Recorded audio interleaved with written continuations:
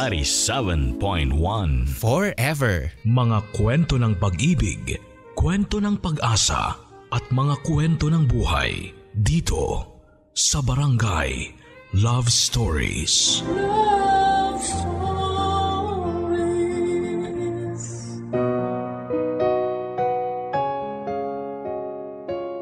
May kasabihan na paulit-ulit tayong sasaktan ng tadhana hanggang matuto tayo. At kapag napagtanto na natin ang ating mga kamalian, kaya rin natin paghilumin ang puso nating pira-piraso. Ikaw ka barangay, paano mo nilagpasan at iniwan ang iyong masakit na nakaraan para magpatuloy sa buhay? Kapag binato tayo ng kapalaran ng maraming pagsubok sa buhay, naiisip nating sumuko na lamang o huminto. Pero minsan, kung kailan tayo mahina, dapat ay doon din tayo mas magpakatatag.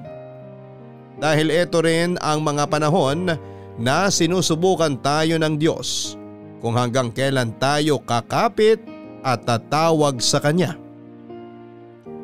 Ganyan ang eksaktong karanasan ng pinagdaanan ng ating kabarangay na si Febs, na hindi lang isang beses nagkapira-piraso ang puso. Ngunit sa huli, pinatunayan pa rin niya na meron pa ring dahilan ang kapalaran kung bakit kailangan niyang magpatuloy sa buhay. Gusto mo na bang makarelate sa kanya? Alamin natin yan sa kwento ng pag-ibig, buhay at pag-asa sa nangungunang Barangay Love Stories. Dear Papa Dudut, magandang katanghalian ng Sabado po sa inyo at sa mga kabarangay nating avid listener ng programa ninyong Barangay Love Stories.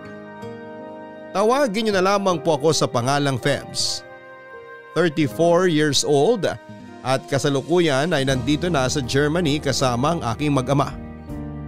Pero bago po ako napunta dito ay marami-rami rin po akong pagsubok na pinagdaanan sa Pilipinas simula noong teenager ako. Masasabi ko po na karamihan sa mga yon ay bunga ng maling desisyon sa buhay. Pero mabuti na lamang dahil binigyan pa rin ako ng Diyos ng pagkakataon para magbagong buhay at dahilan para magpatuloy. Tubong Mexico, Pampanga po ako, Papa Dudut, at lumaking kasama ang nanay Mandy ko noon. Wala po akong kinamulatang ama kaya masasabi kong malaki ang epekto noon sa pagdadalaga ko. Tapos madalas ay busy pa sa pagtatrabaho sa karinderya si nanay, kaya nasanay na po akong asikasuhin ang sarili ko. Yun din po ang dahilan kung bakit hindi kami close at madalas po akong sumasagot sa kanya. Naging sakit po ako sa ulo ng sarili kong ina nang mag-teenager ako. Nang mag-aral ako ay lagi pong palakol ang grado ko kaya paulit-ulit akong bumabalik hanggang sa nahirapan na akong makausad. Sa katunayan ay tinamad na lamang po akong mag-aral kaya hindi rin ako nakagraduate sa high school. Nang mag-18 ako ay natuto akong bumarkada at magbisyo, Papa Dudut.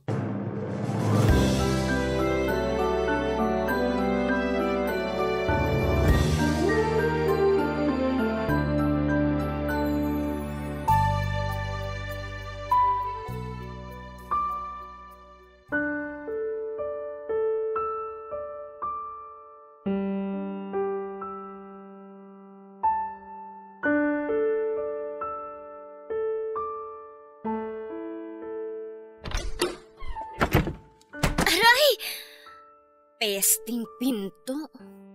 Nakakaarang kasi. Oh! Febs, anak! Ano bang ginagawa mo? Ayos ka lang ba? Huwag mo nga akong hawakan. Hindi naman kita hinahawakan na. Sandali. Lasing ka bang bata ka? Hindi ako lasing. Anong hindi? Tignan mo nga yung itsura mo. At kailan ka pa natutong uminom? Ang bata-bata mo pa? 18 years old na ako. Hindi na ako bata para sa kaalaman nyo. Raulo ka pala eh! Ay ko naman po, Nay! Kulang pa yan kung tutuusin. Dapat sa'yo sinasabulutan. Alam mo ba kung anong oras na? Malapit na maghating gabi, Febs. Tapos kakauwi mo lang? Tapos lasing ka pa?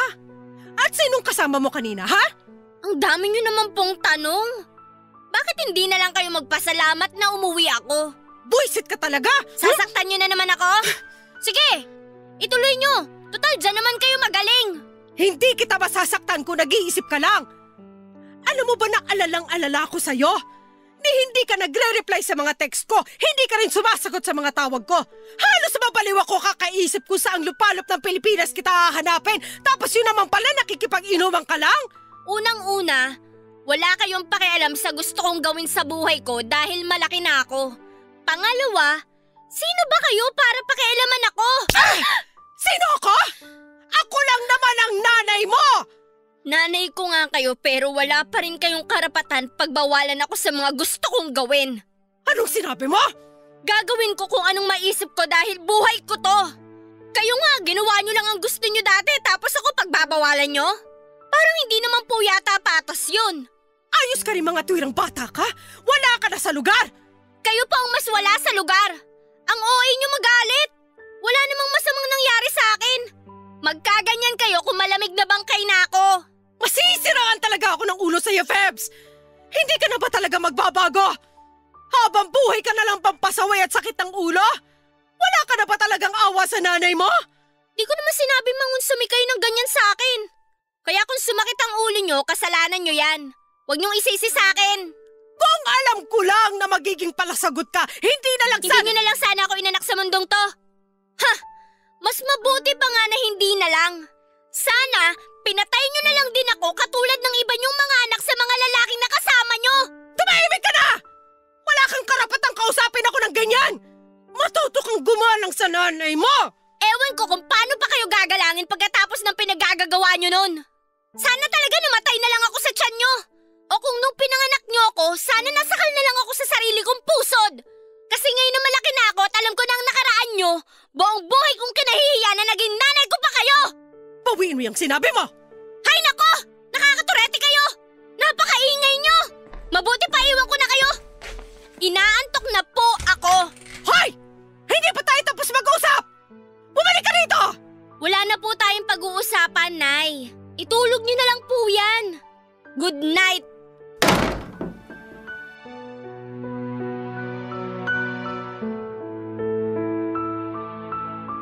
Kung kabastusan mang sumagot sa magulang ay hindi ko na po yun naisip ng panahon na yon, Papa Dudut.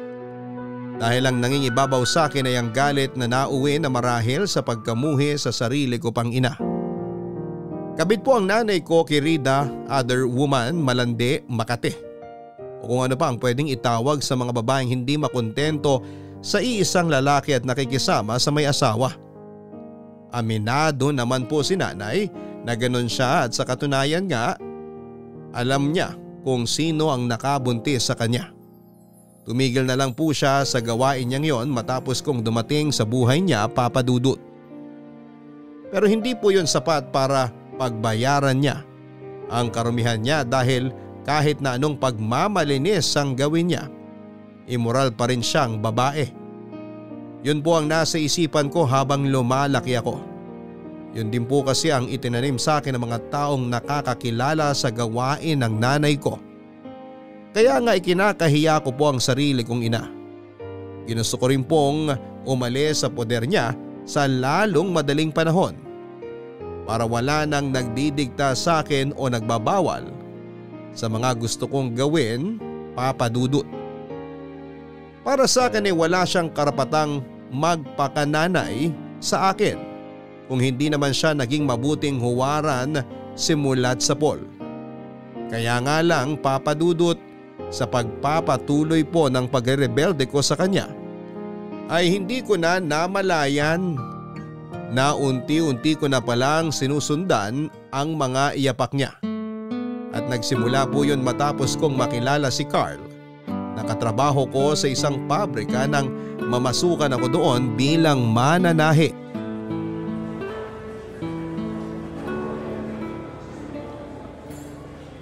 Hi. Ikaw si Febs, tama? Oo. Ako nga pala si Carl. Pwede bang makishare ng table? Wala na kasing bakante. Ay, oo naman. Teka, uusog lang ako. Yan. Salamat. Kanina pa ako paikot-ikot eh. Wala akong maupuan. Buti nakita ko tong pwesto mo. Wala namang kaso yun. Teka, paano mo nga pala nalaman ang pangalan ko? Saka, dito ka rin ba nagtatrabaho? Anong trabaho mo dito? Delivery driver ako rito. Minsan kargador na rin tsaka bodegero. Doon naman sa tanong mo kung paano ko nalaman ang pangalan mo, narinig ko lang sa mga kasama kong driver. Siyempre, pag may bago rito tapos maganda, pinag-uusapan talaga. Uy, hindi naman ako maganda. Di rin ako naniniwala nung una eh, hanggang sa nakita kita ng personal. Ang masasabi ko lang, Febs, hindi ka talaga maganda. Sobrang ganda. Napakabulero mo naman. Baka may makarinig sa'yo at may magselos. Nako, Carla. Wala naman tayong ginagawang masama. Mahanga lang naman ako sa'yo. Sabagay, masyado lang ako malisyosa. Wala yun, natural lang naman na mag-react ka ng ganyan. Pero para sabihin ko sa'yo, Febs, hindi ako masamang tao. Wala akong balak na masama sa'yo. Gusto ko lang talaga makipagkaibigan kasi baka wala ka pang nagiging close dito sa trabaho. Paano mo nalaman? Actually, tama ka. Yung ibang mga babae rito, iba yata yung trip nila sa buhay nila. Hindi ko sila masabayan kaya madalas mag-isa lang ako tapos walang kausap. Gets ko yan. Puro kasi rin sila chismisan eh. Mismo! Ano naman pakialam ko sa buhay ng ibang tao? Oh, kalmahan mo lang. Nagsasabi lang ako ng totoo. Nagpunta ako rito para magtrabaho at hindi para makipagchismisan. Alam mo, para kang misis ko. Ganyan na ganyan ang linyahan niya eh. Taong bahay lang din yun, tapos hindi siya mahilig makipagkwentuhan sa mga kapitbahay namin. Minsan nga tinatanong ko kung nababagot ba siya sa bahay. Hindi naman daw. So, may asawa ka na pala, Carl? Oo, meron na. Ikaw, may asawa? May boyfriend? Wala ako pareho nun. Focus lang ako sa sarili ko at sa pagtatrabaho. Gusto ko kasi makaipon ng pera para hindi na ako umasa sa nanay ko. Hindi ko kasi siya masumbatan dahil siya pa rin na nagpapakain sa akin. Sobra ka naman sa susumbatan. Bakit? Di ba kayo okay ng airmats mo? Ganun na nga. Sa ngayon, isa lang ang gusto ko. Umalis sa bahay para malayo na ako sa kanya. Kung ikaw ang nasa posisyon ko, for sure gugustuhin mo rin mapalayo sa kanya. Sa tono mo, mukhang grabe yung galit mo sa nanay mo ah. Hindi lang grabe, kinahihiya ko rin siya. Basta, pinag-uusapan pa nga lang natin ngayon, naiinis na ako eh. O siya, huwag na natin pag-usapan kung naiinis ka. Mabuti pa, kumain na lang tayo. Ibang bagay na lang ang pagkwentuhan natin. Okay, sige. Pero ikaw naman ang magkwento. Wala naman kasing kakwento-kwento sa buhay ko. Papadudot, hindi ko naman po plinano na magustuhan si Carl. Kusang dumating yon kaya para sa akin ay tinadhana kaming magkakilala at maging magkaibigan. Kahit na nga una pa lang ay sinabi na niyang may asawa na siya at pamilyadong tao. Sa totoo lang ay hindi po nahadlangan ang katotohanan yon na lumalim pa ng higit sa magkatrabaho ang pagkakaibigan namin ni Carl. Siya rin naman kasi ang kusang lumapit sa akin kaya sino ako para itaboy siya ng mga panahon na yon. Tuwing break time sa umaga bago siya bumiyahe para mag-deliver ay lagi kaming sabay kumain. Doon na rin kami nakakapagkwentuhan ng mga bagay-bagay sa buhay namin na naging daan nga para lumalim ang pagkakakilala namin sa isa't isa. Hindi nga nagtagal ay unti-unti pong na-develop ang feelings namin ni Carl hanggang sa nagkaroon kami ng mutual understanding na nauwi nga sa pagiging mag-secret on namin. Para sa akin ay thrilling po pala ang kumapit sa may asawa at kahit nakakarampot lang o madalas, napatago ang pag-akto namin ni Carl bilang magkasintahan ay kontento na po ako sa ganong klase ng setup, papadudot. Nang mga panahon na yon, wala po sa isipan ko na magsettle o bumuo ng sarili kong pamilya dahil hindi po ako handa sa responsibilidad ng pagkakaroon ng anak. At para sa akin ay mas gusto ko pong enjoyin ang buhay kahit na labag sa batas ng tao at ng Diyos ang pakikiapid, papadudot. Nagpatuloy po ang patagong relasyon namin ni Carl, papadudot. Hanggang sa mapansin na nga ito ng mga katrabaho namin. Siyempre sinong hindi magsususpetsa kung kami mismo ay masyado ring nadadala ng mga lambingan at asara namin. Hindi niyo ako masisisi. Gwapo po kasi si Carl at nakakatempt na mag-response sa mga pasimple niyang banat. Bukod doon ay sobrang bait niya at ramdam kong concern siya sa akin. Kaya nga hindi nagtagal ay nahulog po ako sa kanya, Papa Dudut. Opo, alam kong malaking kagagahan na magkagusto sa kanya at umasa na magiging kami for good. Pero hindi ko na yon inisip dahil na rin sa mga pinapakita niya sa akin at sa paraan ng pagtrato niya. Kaso dahil nga nagsimula sa mali ang namamagitan sa amin ni Carl, natural na hindi po yon nagbunga ng mabuti.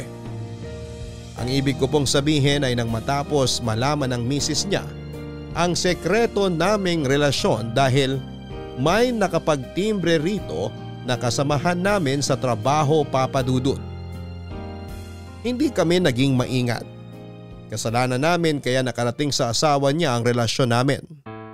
At kahit naman sinong nasa sitwasyon ay hindi pipiliing kampihan ang tulad kong wala naman sa lugar. Kabit at nangihimasok sa relasyon ng may relasyon. Feb, sandali lang! Hintayin mo naman ako! Ano bang kailangan mo?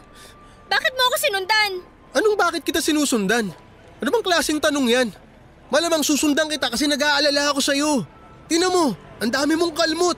May mga gasgas ka pa sa tuhod o tsaka… Alam mo kung bakit ako nagkaganito, di ba? Kagagawan lahat to ng asawa mo. At ano ka mo? Concern ka? Hindi yan ang narinig ko kanina nung nagkakagulo at sinasaktan ako ng misis mo. Di ba? Sabi mo, ako ang unang lumapit sa'yo? At tinukso kita kaya nagkagusto ka sa akin? Ang kapal ng mukha mo, Carl! Sorry, okay? Hindi ko naman sinasadya na idiin ka eh.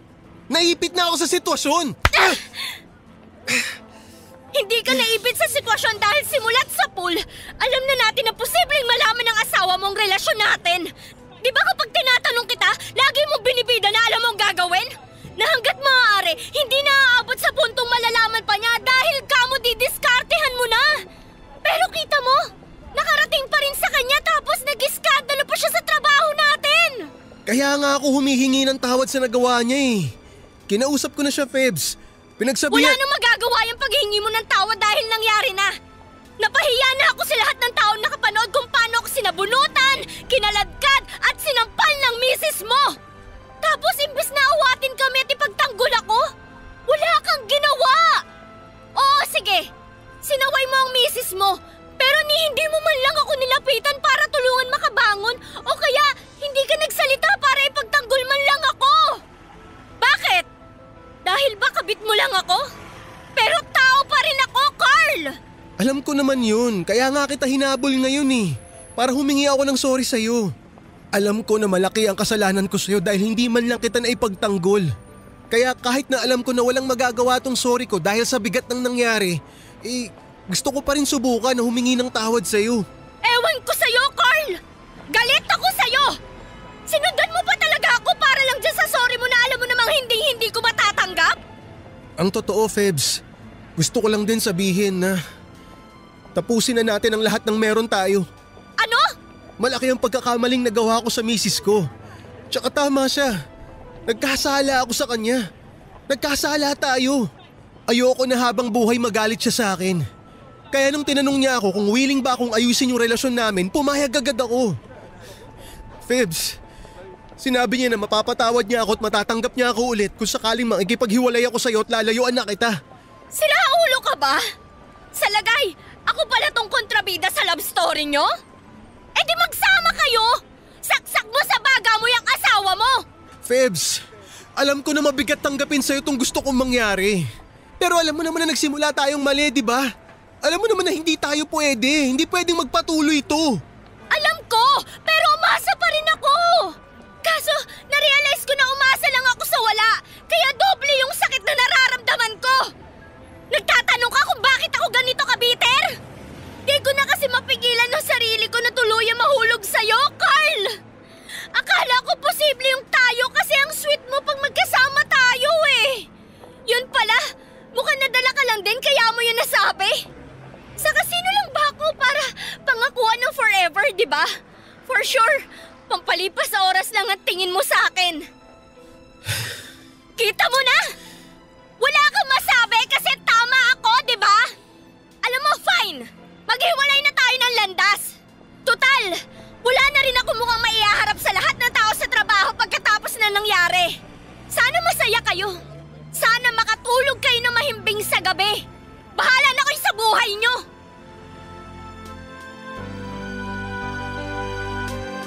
Nang araw na yon ay sobrang napahiya po talaga ako, Papa Dudut. Pero ang lalo kong ikinadismaya ay yung hindi ako tulungan ni Carl at sa katunayan ay siya pa talaga ang mas naglukmok sa akin sa sitwasyon. Matapos niyang harap-harapang kampihan at piliin ang misis niya. Kung sa bagay ay sino lang ba ako para panindigan, hindi ba? Kahit sino sa mga katrabaho naming nakasaksi sa mga nangyari ay alam ko na hindi ako kakampihan. Kaya nga nang maiahon ko ang sarili ko mula sa kahiyang yon ay umalis na po ako kaagad sa lugar na yon, Papa Dudut. Umuwi ako sa bahay namin ng luhaan at putok ang labi. Pero mas nanaig po yung pagkadurog ng puso ko ng mga sandaling yon. Ilang linggo po ang mabilis na lumipas. Tuluyan na nga akong nag-awol sa garment factory na pinagtatrabahuhan ko, Papa Dudut. Tapos kumalat na rin sa barangay namin ang nangyari hanggang sa makarating na sa nanay ko. Natatandaan ko pa nga na pinagalitan niya ako at pinagsabihan pero wala po akong inintindi sa mga sinabi niya. Sa isip ko ay huli siya sa ganap.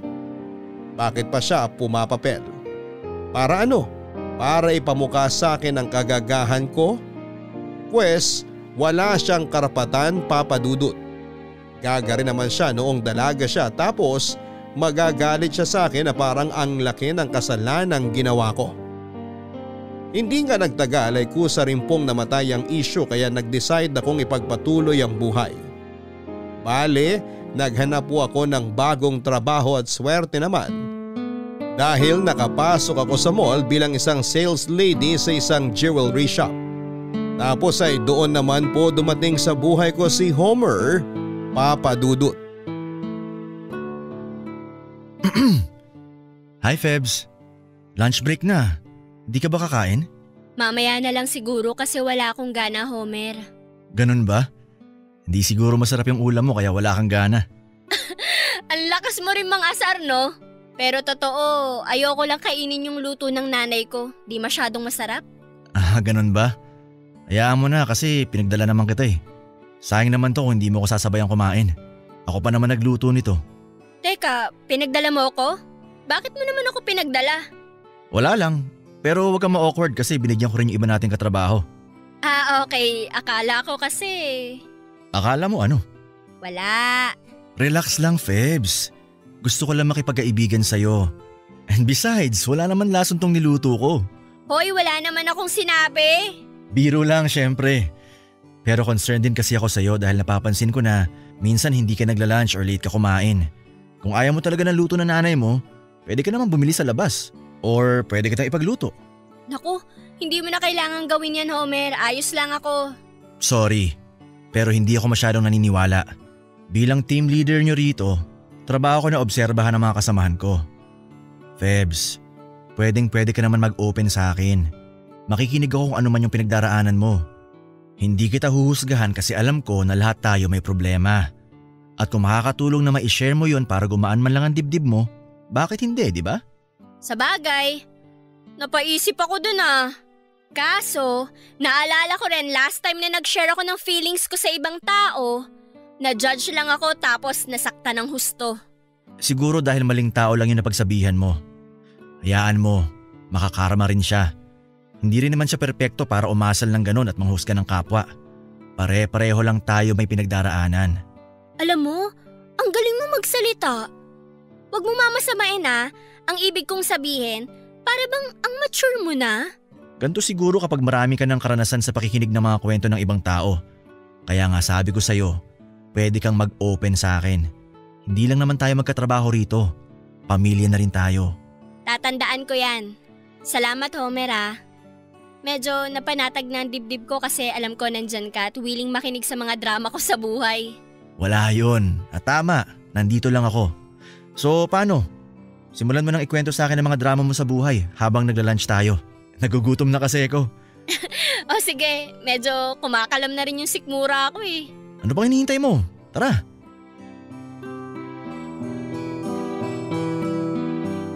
Siyempre dahil sariwa pa sa akin ang mga karanasan ko kay Carl, ay hindi ko po ginustong muling pumasok sa kaparehong sitwasyon kung saan ako na naman ang lalabas na agrabyado. Tapos mahuhulog na naman ako sa tao para lang hindi piliin sa dulo. Hindi po kasing tibay ng dibdib at sikmura ng nanay ko ang sa akin para tratuhing pagpapalit lang ng damit ang pakikipagrelasyon sa iba't ibang lalaki. Kaya nga nang maging malapit sa akin si Homer ay nakaramdam po ako ng pagdadalawang isip. Hindi nagtagal kahit na nung iwas ko sa kanya ay naging marupok pa rin po ako. Masisisi niyo ba ako na daig niya pa ang pag-aasikaso at atensyon ni Carl sa akin? Gustong gusto ko pa naman kapag pakiramdam ko ay patay na patay sa akin ang lalaki.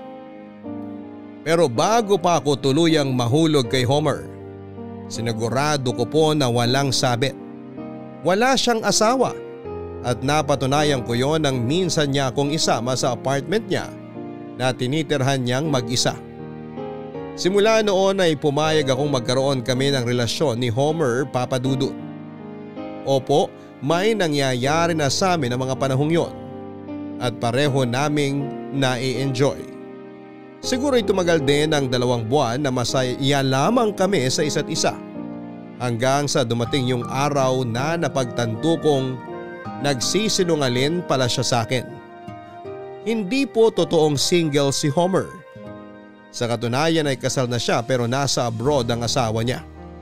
Kumbaga ay LDR sila at meron lang hindi pinagkasunduan ng mga panahong dumating ako sa buhay niya. Nalaman ko po yon nang magsimula siyang dumistansya sa akin at questionin ko ang dahilan noon, Papa Dudut.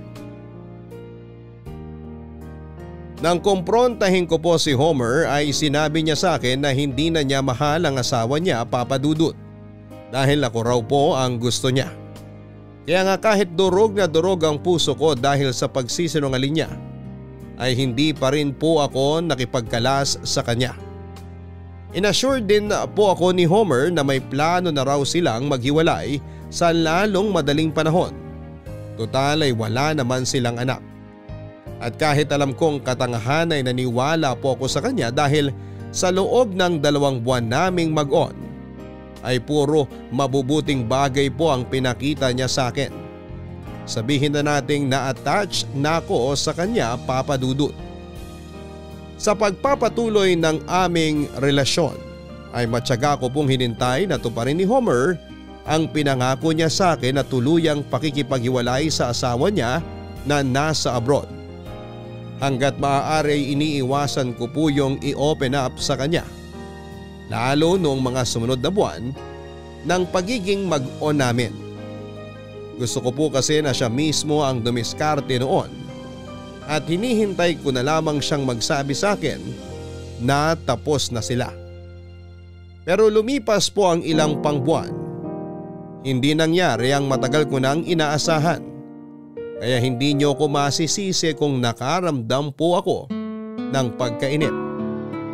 Inobserbahan ko po muna si Homer ng ilang pang-araw pero hindi na rin ako nakatiis na tanungin siya.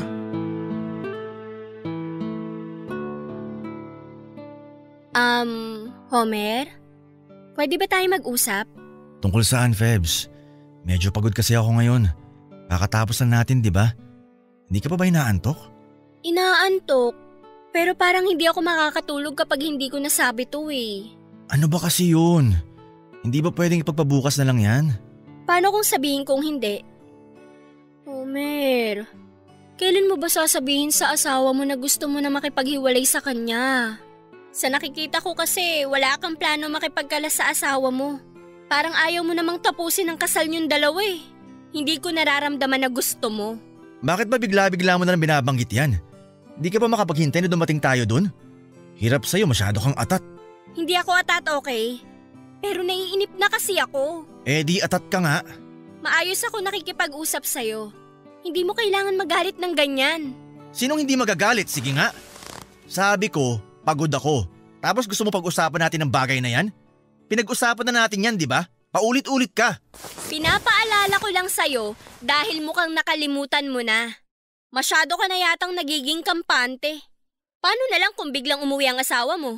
Imposible yan sinasabi mo. Napapraning ka lang. Praning na kung praning pero meron naman siguro akong karapatan, di ba? Pinangakuan mo ko. At sinabi ko bang hindi ko yung tutuparin? Hindi ko naman yung nakalimutan eh. Pero, tsumitsyempo pa rin ako. May pinagdadaanan ng asawa ko, kaya ayoko na munang dagdagan ng iniisip niya. Ano ka mo? May pinagdadaanan siya? Nabanggit niya sa akin nung minsan na medyo hindi okay yung napasukan niyang trabaho doon. Wow! Tapos ano, kinomfort mo siya? Siyempre, asawa ko siya eh. Pero hindi mo na siya mahal. Di ba sabi mo, ako na ang mahal mo? Kaya dapat wala ka ng pakialam sa kanya at sa pinagdadaanan niya. Posible ba yun? Siya pa rin ang asawa ko, Febs. Hindi ko kayang mawala ng paki sa kanya dahil may pinagsamahan pa rin kami. Pero paano naman ako? Anong paano ka? Magkasama tayo. Hindi ka pa ba kontento? Magkasama nga tayo pero pakiramdam ko ang layo-layo mo sa akin, Homer. Hindi na tuloy ako sigurado sa pagmamahal na sinasabi mo. Kulang ka lang sa tulog kaya ganyan ka mag-isip. Mabuti pa tigilan na natin ang usapan na to kasi wala rin tayo mapagkakasunduan. Maaga papasok natin bukas. Mamaya maliit pa tayo pareho. Ano bang iniiyak-iyak mo dyan? Sabi ko matulog na tayo. Hindi ko sinabing mag-ingay ka. Ay, pesteng buhay naman to. Kung ayaw mo matulog, magpatulog ka. Doon na nga lang ako sa sofa. Diyan ka na. Ayaw kita katabi kasi ang arte mo.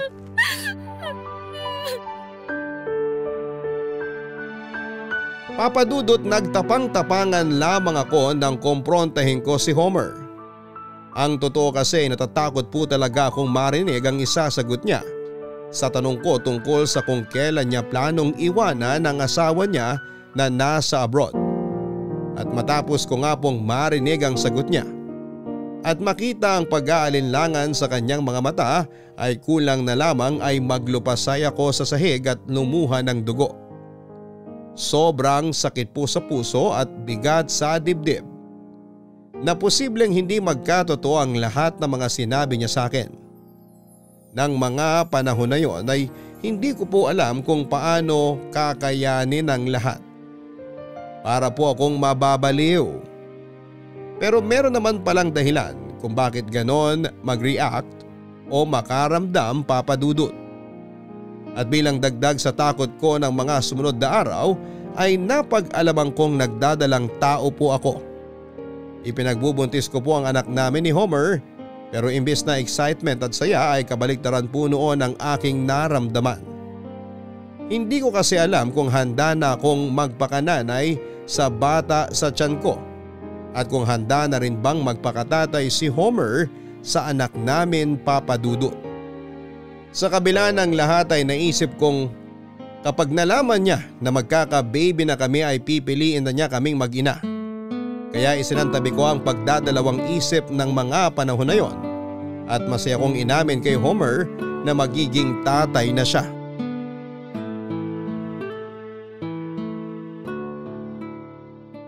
Paano na lang kung makita ko ng nanay mo rito? Di ka ba talaga nag-iisip? Pinilit mo pa akong pumunta rito sa inyo samantalang pwede ka naman pumunta sa apartment ko. Wala nga si nanay dito. Saka sinabi ko na sa'yo na masama ang pakiramdam ko, di ba? Di nga ako nakapasok tapos gusto mo bumiyahe pa ako papunta sa apartment mo. Ewan ko sa'yo, Febs. Homer naman, huwag ka naman ganyan. Paano hindi ako magkakaganito? Ayoko ng gulo. Sige nga, anong sasabihin mo sa nanay mo pag nagtanong kung sino ko? Hindi magtatanong yun dahil sinabi ko sa kanya na wag niyang papakailaman ang buhay ko. Malaki na ako. Hindi na ako bata. Oh, ano ba kasi yung sasabihin mo? Dalian mo na para makaalis na ako. Hindi mo ba ako namimiss? Bakit parang nagmamadali ka yatang umalis? Nagmamadali ako kasi marami pa akong gagawing mas importante kaysa dito. Homer, buntis ako. Ha? Anong sinabi mo? Buntis ako. Magkakaanak na tayo. Magiging tatay ka na. Hindi ka ba excited? Hindi ko alam kung anong mararamdaman ko, Febs. Pero sorry dahil di ako excited. Maling-mali na magkaka-baby pa tayo ngayon. At bakit naman? Kasi gusto ko nang tapusin ang lahat sa atin. Makikipaghiwalay na ako sa'yo, Febs. Sira ulo ka ba? Ngayon mo pa talaga naisip yan pagkatapos kong sabihin na magkakaanak na tayo? Homer naman! Di pa naman buo yung bata sa tiyan mo. Pwede mo pang ipalaglag. Tsaka paano ako nakakasiguro na ako nga ang tatay na dinadala mo? Kanina lang sinabi mo na ipalaglag ko tong anak natin. Ngayon pinagdududahan mo naman ako ng lalalaki? Naririnig mo ba ang sinasabi mo? Oo, naririnig ko. At malinaw pa sa sikat ng araw, Febs. Ayoko sa batang yan at ayoko na rin sa'yo. Homer, ano ka ba? Huwag mo namang sabihin yan. Alam mo ngayon kita mas kailangan. Pasensya ka na pero buo na ang desisyon ko. Bakit bigla mo na lang yan naisip ha? Siraulo ka ba talaga? Siraulo na kung siraulo pero nagkaayos na kami ng asawa ko. Inamin ko sa kanya tungkol sa atin tapos pinatawad niya ako.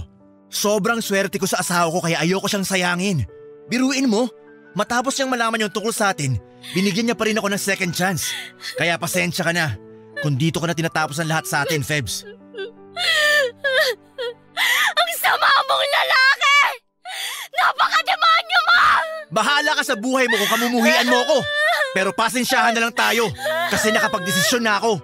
Aalis na rin ako sa Pilipinas para hindi mo na ako makita.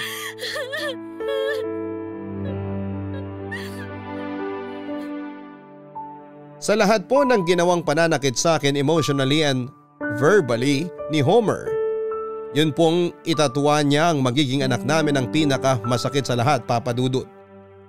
Sa katunayan ay hindi ko na nga po alam kung paano ilalarawan yung matinding kirot sa aking puso ng mga panahong yon. Paulit-ulit pong rumirehistro sa pandinig ko ang masasakit at mapang-insulto niyang sinabi dahilan para magkapera-peraso ang puso ko.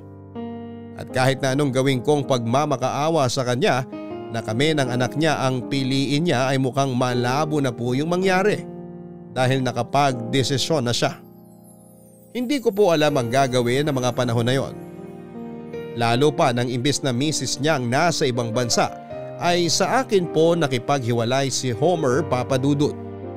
Daig ko pa yung sinampal ng mag-asawang sampal tapos ay sinuntok sa muka at tinadyakan sa sikmura dahil sa matinding sakit na pinaramdam niya sa akin ang araw na yon. Pagkatapos niya akong iwanan ay naisip ko pong pumunta sa kusina. Tapos ay nakita ko po doon yung kutsilyo. Bigla pong may pumasok sa isipan ko na masamang plano. Kaya naman mabilis ko pong kinuha ang naturang patalim para laslasin ang aking pulso. Nang akmang lalaslasin ko na po ang aking pulso ay nakaramdam po ako ng matinding takot. Kaya hindi ko na po tinuloy ang plano kong pagpapakamatay, Papa Dudut. Sa halip ay itinapon ko po ang kutsilyo at naglupasay sa sahig saka umiyak ng umiyak. Alam kong imposibleng bumalik si Homer at baguhin ang desisyon niya ng araw na yon. Kaya nga nilunod ko na lamang ang sarili ko sa pagtangis hanggang sa matuyuan ng luha ang aking mga mata. Kasabay noon ay kusa po akong napagod kaya pinilit kong tumayo at magkulong na lamang sa aking kwarto. Nang dumating ang nanay ko sa bahay namin ay laking pagtataka at pag-aalaga niya dahil ayaw ko siyang pagbuksan ng pinto at harapin. Ilang araw po akong walang gana ng panahon na yon, Papa Dudut. Hindi na rin po ako pumapasok sa pinagtatrabahuhan namin ni Homer at tuluyan na akong nag-awol. Siguro ay 4 na araw din akong nagmukmok sa bahay namin bago ko napagdesisyonang puntahan si Homer sa apartment niya para muling magmakaawa na baguhin niya ang desisyon niya alang-alang sa amin ang magiging anak niya. Alam ko ang sasabihin ng mga kabarangay natin na tanga, marupok, boba, tawagin niyo na po ako sa lahat ng mga mapang-insultong salitang yan. Pero wala po akong pakialam. Ang nasa isip ko lang ng mga panahon na yon ay si Homer at ang pagkakabalikan namin. Habang nasa daan ay iniisip ko na po ng maraming beses kung paano ko siya kukumbensihing balikan ako. At hanggang sa makarating ako sa tinitirhan niya. Buo ang loob ko na magkakabalikan kami. Pero pagdating ko po doon ay nabulaga ako at naguluhan. matapos kong makitang nakaimpake na ang mga damit at gamit niya.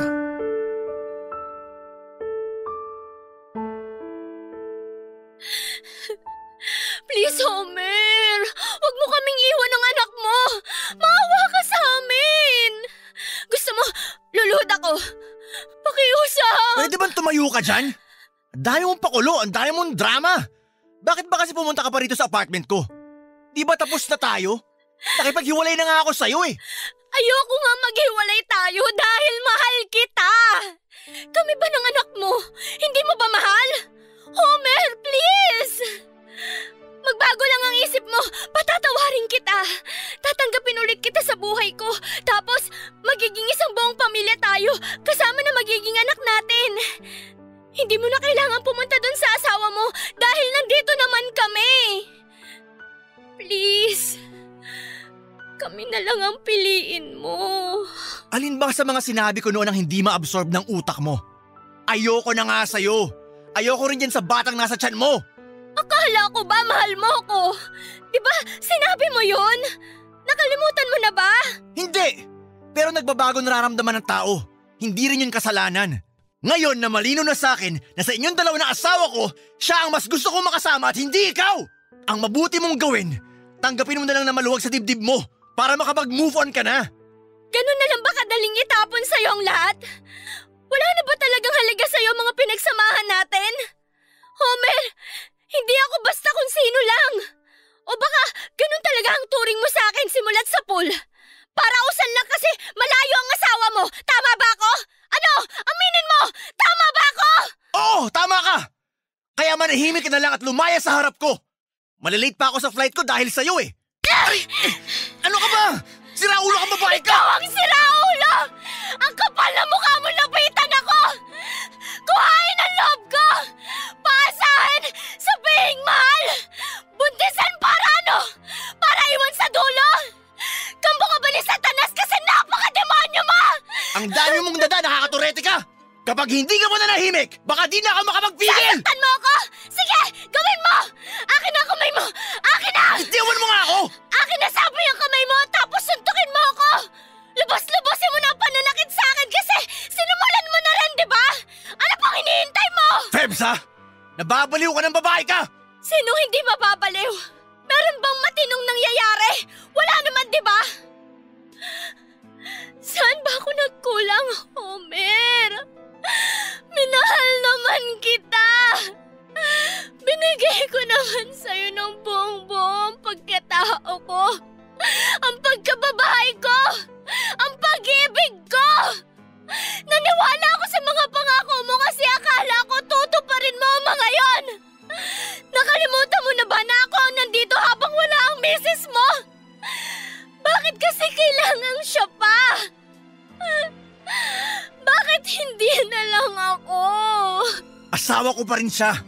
Kasal pa rin kami sa batas ng tao at sa mata ng Diyos. Wala makakapagbago nun.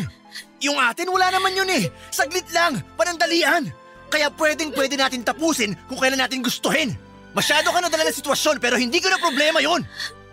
Kung mapapawi lang ng pasensya mo yung matinding kirot na nararamdaman ko sa dibdib ko, Homer, sige. Tatanggapin ko yan. Pero hindi! At habang lalo mong sinasabi ang katagang yan, mas lumalalim din ang sakit at hinanakit na nararamdaman ko. Sa palagay mo, paano ko tatanggapin na mag-isa ko na lang haharapin ang buhay at mga responsibilidad sa pagpapalaki sa magiging anak natin? Paano ko sasabihin sa batang to na iniwan kami ng tatay niya dahil naging duwag siya? Ayaw niyong panagutan at harapin ang mga responsibilidad niya sa amin! Sige, sabihin mo! Paano ko yung gagawin? Hindi ko alam! Problema mo na yun! Bahala ka na sa buhay mo! Labas na ako dyan, Febs! Wala na pong nagawa ang pag-iyak ko at pagmamakaawa sa ikalawang pagkakataon kay Homer dahil tuluyan na nga niya kaming iniwan ng anak niya. Umalis na po siya ng Pilipinas para manirahan kasama ang misis niya sa ibang bansa. Ano pa pong laban ko doon, Papa Dudut? Wala na po. Kabit ako, legal na asawa yon. at hindi ko po alam ang gagawin ko dahil lutang na lutang ako. Mabuti nga at nakauwi ako sa bahay namin tapos nandun ang nanay Mandy ko na alalang-alala sa akin. Nang mga panahon na yun ay hindi ko na po napigilang umiyak sa kanya habang yakap-yakap siya. Bagamang takang-taka ay hinayaan lang po ako ng nanay ko na tumangis na parang bata hanggang sa maging handa akong ikwento sa kanya ang lahat-lahat. Papadudot, isanalaysay ko po sa nanay ko ang tungkol sa relasyon namin ni Homer. Kung paano ko natuklasan na may asawa siya at hanggang sa nagbunga nga ng sanggol ang aming pagsasama. Galit na galit po si nanay na kulang na lamang ay sugurin niya ng itak si Homer kahit nasaan pa ito naroroon. Pero sa kabila ng lahat ay mas nangibabaw pa rin po kay nanay ang lungkot dahil sa nangyari sa akin. Magkaganon pa man ay sinabi niya sa akin na hindi niya kami pababayaan ng magiging anak ko. At malaking bagay na po ang assurance na yon mula sa sarili kong ina para mapanatag ang kabado kong dibdib.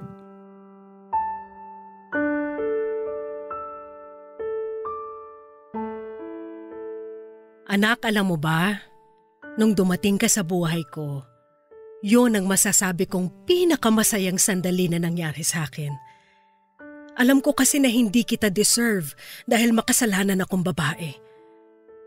Yung iba kong mga naging anak, lahat sila namatay bago ko pa ipanganak. Kaya nga naisip ko, parusa kaya yun ng Diyos dahil sa pagiging kabit ko. Kaya nanalangin ako sa Kanya. Sinabi ko na gusto ko na magbagong buhay. Tapos ibinigay Kanya sa akin. Nay, sorry kung naging rebelding anak ako sa inyo. Hindi ko po kasi alam kung paano tanggapin yung nakaraan nyo. Lagi akong binubuli ng mga kaedad ko nun.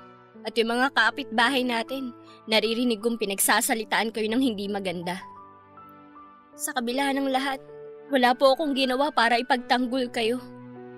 Hinayaan ko lang sila na sabihin ng mga masasakit na salitang yun tapos nakisali pa ako sa kanila. Nay, sorry po talaga. Walang kaso yon, anak. Naiintindihan ko. Kahit nalulungkot ako dahil malayo ang loob mo sa akin, hindi ako tumigil sa pagdarasal sa Diyos na sana isang araw tawagin mo ulit akong nanay. Kagaya nung bata ka pa at wala ka pang muwang sa mundo. Hindi rin naman kita sinisisi dahil may karapatan kang maghinanakit sa akin. Pero anak, hindi ko na mababago ang nakaraan ko. Kung pwede lang sana, bakit hindi, di ba? Pero mali pa rin po ako. Dahil hinayaan kong magalit ako sa inyo ng husto. Oo nga po. Hindi nyo na mababago ang nakaraan nyo. Pero hindi ibig sabihin, di na kayo pwede magbago para maging mabuting tao. Nay, naging responsableng nanay po kayo sa akin. At sapat na yun para mapatunayan na nagsisisi kayo sa mga ginawa nyo nun. Dapat kasi, doon ako mas nag-focus, hindi sa galit ko sa inyo. Kung nagawa ko sana yun, hindi rin ako maliligaw ng landas at napahamak. Ang totoo, hindi ko po alam paano magsisimula, Nay. Natatakot po ako. Paano kung hindi ko mapangatawanan na magiging anak namin? Paano kung paglaki ng baby na to, kamuhian lang niya ako o ikahiya na naging nanay niya? Paano ko po ipapaliwanag sa kanya na anak siya sa pagiging kabit ko? Huwag mo na munang alalahanin yun. Ang isipin mo paano magiging malusog alang-alang sa baby na nasa tiyan mo. Naniniwala ako na kapag pinalaki mo sa pag-ibig ang anak mo, yun ang mas magiging matimbang sa puso niya at hindi ang sinasabi mong pagkamuhi. Tungkol naman sa iba pang bagay, huwag mo na rin masyadong isipin dahil nandito ako, nak. Nanay mo ko. Hayaan mong gampanan ko ang papel ko sa buhay mo. Tutulungan kitang mapalaki ng maayos ang magiging apo ko sa'yo. Ayos ba yon? Maraming salamat talaga, Nay. Baka po kung wala kayo, masisiraan na talaga ako ng ulo. Di ko po kasi alam kung paano ko kakayanin ang lahat. Durog na durog po ako. Pira-piraso na po ang puso ko. Magiging maayos din ang lahat, Febs. Unti-unti, mabubuo rin ang puso mo.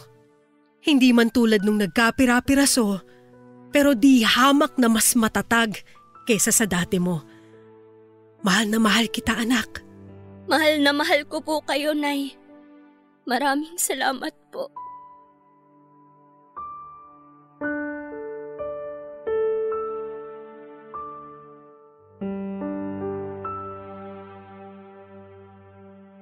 Papa Dudut, naniniwala po ba kayo na may magic ang mga salita ng nanay? Kasi pagkatapos namin mag-usap ng nanay Mandy ko ay automatic po na gumaan ang loob ko. Yun bang tipong nabunutan ako ng malalim na tinik sa dibdib. Sobrang panatag po ng pakiramdam ko at feeling ko ay kayang-kaya kong harapin ang lahat dahil alam kong hindi ako mag-iisa. Kahit na nga iniwanan na kami ni Homer, ay naisip ko na baka hindi talaga siya ang lalaki na katadhana sa akin dahil sa mali kaming nag-umpisa. Bagaman umaasa pa rin ako na meron at meron pa rin inilaan para makasama ko habang buhay. Nang may panganak ko po ang baby boy ko, ang nanay ko po ang nag-alaga sa apo niya, lalo na noong magsimula akong mamasukan. Mahirap na masarap pong maging single mom, Papa Dudut. Pero wala akong hindi kakayanin para mabigyan lang ng magandang buhay at maayos na kinabukasan ang anak ko. Nang dumating siya, pakiramdam ko ay nabigyan ng direksyon ng buhay ko. Nagkaroon ako ng dahilan para lumaban. Sa paglipas ng mga taon ay naging mabuti naman po ang lahat. Tapos minsan sa mga pagkakataong hindi ko inaasahan ay pinagkakaloob ng langit yung taong sagot sa matagal ng panalangin ko. Yun po ang tatay ng second baby ko ngayon na isang German national. Sa kasalukuyan ay nandito na po kami nakatira sa Germany kasama ang panganay ko na itinuring na rin niyang tunay na anak. Next year po si nanay naman ang pupunta dito para manirahan na kasama namin. Maraming salamat po, Papa Dudut, sakaling mapili po ninyong itampok ang storya ng buhay ko. Naging masalimuot man ito sa umpisa. Pinatunayan ko naman na walang hindi mabuting nangyayari kapag willing po tayong magbago para sa ikagaganda ng ating hinaharap at sa mga taong mahal natin. God bless po sa inyong programa. Ang inyong forever kapuso at kabarangay, Febs. Kapag meron tayong nagagawang mali sa nakaraan ay nahihirapan tayong mag-focus sa buhay natin sa kasalukuyan. Yun ay dahil paulit-ulit tayong binabalikan nito kaya ang tendency ay hindi na tayo makapag-move on. Pero lagi nating tandaan na hindi tayo ang mga pagkakamali natin. Hindi tayo ang mga kasalanan natin. Una po nating gawin ay tanggapin na nagkamali tayo at asamin na magbago tungo sa ikabubuti ng ating sarili. Sa ganung paraan ay maluwag po sa ating puso na makakausad tayo. Mga kabarangay, araw-araw ay pwede tayong maging mabuting tao. Pero huwag nating kalimutan na maging mabuti muna tayo sa ating sarili. Higit kanino man. Tayo po ang nakakakilala sa pagkatao natin. At higit kanino man alam ng Diyos ang nasa ating mga puso. Umasa tayo at manalig na gagabayan niya tayo para makapagbagong buhay. Hanggang sa muli, ako po ang inyong si Papa Dudut sa mga kwento ng pag-ibig, buhay at pag-asa sa Barangay Love Stories number 1. Mga kwento ng pag-ibig, kwento ng pag-asa at mga kwento ng buhay dito sa Barangay Love Stories. Love Stories. Forever.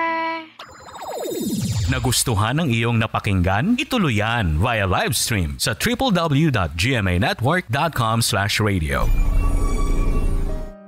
Kabarangay, i-share mo ang iyong barangay love stories. Sabay-sabay nating pakinggan ang iyong kwento ng pag-ibig, buhay at pag-asa. Ipadala lang sa barangaylovestories@yahoo.com.